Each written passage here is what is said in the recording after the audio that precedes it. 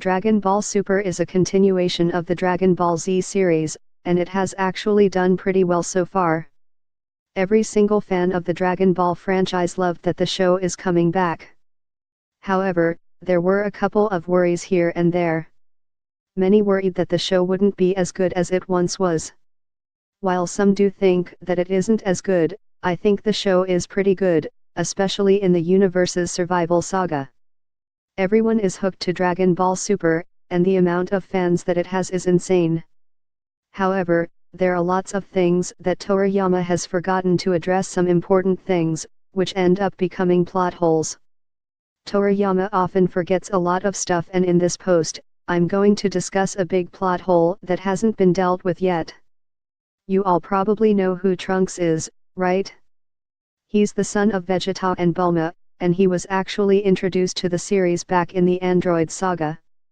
Trunks came from the future to warn everybody of the threat of the androids, and to make sure they don't face the same annihilation that his timeline faced. He did the same thing once again in Dragon Ball Super when Black took over the control of the timeline, and killed all the gods. Now, a big thing that has bothered everyone in the series is the Trunks of the current timeline, and the fact that he just doesn't age. Along with him, Goten doesn't age either. Usually, people don't look too much into it, but that's where a huge plot hole comes in. Remember the Future Trunks arc? That arc? Well, it was set around the same time. That's right, Dragon Ball Super is in age 780 right now. In the Future Trunks timeline, Gohan died in age 780, which in turn made Trunks a Super Saiyan.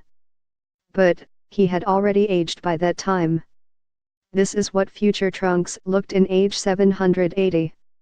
Super Saiyan 2 Future Trunks blocking Dabura's spit attacks. On the other hand, the Trunks of this timeline still looks like a kid. He should at least be progressing with respect to what Future Trunks was at that age. But it looks like all that has been forgotten by all the writers of the Dragon Ball series. This has bugged a lot of fans, and again, it looks very annoying because I'm tired of seeing Goten and Trunks look like babies. They're pretty much insignificant to the show right now, but maybe if they had grown up, they would have been more important. Hey guys! In this post, I'm going to talk about the recent spoilers for Dragon Ball Super which came out a couple of days ago. Before I begin, I want to let you guys know that this post will contain official spoilers up to episode 125 of Dragon Ball Super, so if you don't like reading spoilers, then I suggest you stop reading. But, if you don't mind being spoiled, then let's continue. Dragon Ball Super Episode 121's ending set up the finale we've all been waiting for since a long time. I'm talking about Universe 7 vs Universe 11. Pretty much everyone guessed that this would be the finale of the Tournament of Power, and seems like it's happening. Spoilers for episode 122 revealed that the fight has officially begun. Goku and Vegeta are both fighting against Jiren, but then Vegeta tries to take him on all alone. All the fans have been waiting for Vegeta vs Jiren, and from the preview it looked like Vegeta was actually doing a good job. We saw him punch Jiren, and kick him too. Everyone was happy at seeing that. I think people were actually excited to see Jiren take a beating. But, if you thought he would be able to pull off a victory, then you're wrong. Vegeta is actually the one being beaten here. According to the spoilers translated by @Herms98 on Twitter, Vegeta loses to Jiren without even putting up a decent fight. This has triggered a lot of fans in the fandom. Don't get me wrong.